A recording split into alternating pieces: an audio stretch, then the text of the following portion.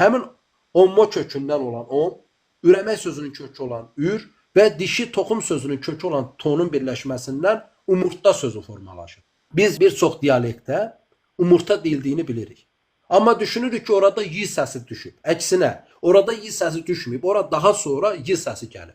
Yəni, dolayısıyla demək yumurta sözü om, or, ta kimi formalaşır və həmin sözə daha sonra y səsi gəlir. Və düşünə bilərsiniz ki, bunu bilmək nə qədər əhəmiyyətlidir. Mən ilk dilin təhlilini vermişəm və göstərirəm ki, iki səsli sözlərdə birinci kök Sait Samitdir, ikinci kök Sait Samitin sağına keçən köklərdir. Və Sait Samitin sağına keçən kökündə iki formada söz formalaşdırılır. Bir, onun xarakterini açan sözlər, iki, onun zid mənasına gələn sözlər.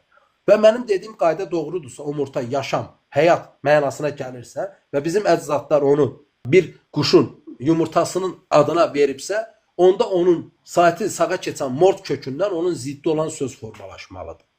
Mort sözü Hind-Avropa dillərində ölüm mənasına gəlir. Rus dilində umer sözü var ki, onun qarşındakı u səsi ön sufiksdir, onun kökü merdir və ya smert sözü yenə onun kökündəki s sufiksdir, mertdir və ya Hind-Avropa dillərində qatil mənasına gələn morder sözü, ölümcül mənasına gələn mortal sözü, hansı ki oyun var idi, oynuyorduk, Mortal Kombat. Həmin o ölümcül mənasına gələn oradakı mortal sözü yumurta sözünün saati sağa keçən mort kökündəndir. Fikir verin, yumurta yaşamı bildirir, onun saati sağa keçən kökü, mort sözü isə ölümü bildirir. Amma qəribə paradoks var. Qeyd edirlər ki, bu yalnız Hind-Avropa dillərindədir. Bax, bizim dilimizdə mərət sözü var. Deyirlər, yox, siz bunu farsdan almışsınız. Dilimizdə murdar sözü var. Deyirlər, yox, siz bunu farsdan almışsınız. Amma bax, dilin necə yaranma mexanizmini deyirəm, ölümün ziddi olan yaşama ifadə edən umurtda sözü Hind-Avropa dillərində yoxdur. Aydındır?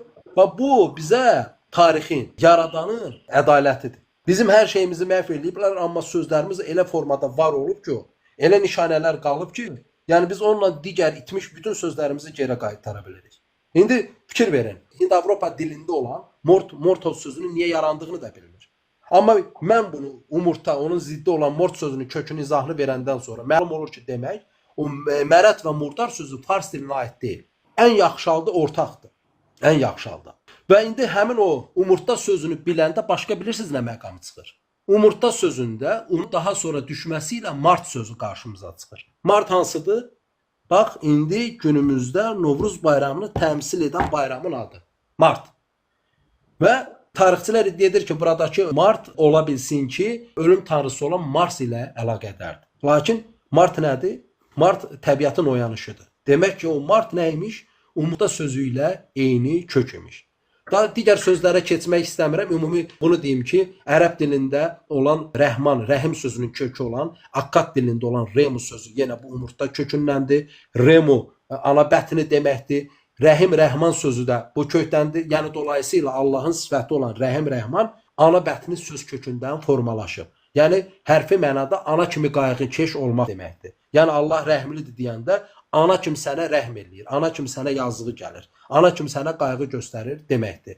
Və ərəb dilində ömür sözü, onun qarşısına tək gələn təmir sözü, eyni ilə umurtda söz kökü ilə bağlıdır. Rus dilində dünya mənasına gələn mir sözü, Hind-Avropa dillərində evlənmək mənasına gələn mər sözü, Məryəm sözünün kökü, sevgi mənasına gələn amor sözü bu kökdəndir. Və ərəb dilində olan mat, meyit sözü də yenə bu kökdəndir. Şahmat deyəndə əslində şah öldü deməkdir. Yenə burada yumurta söz kökü ilə bağlıdır bütün bunlar.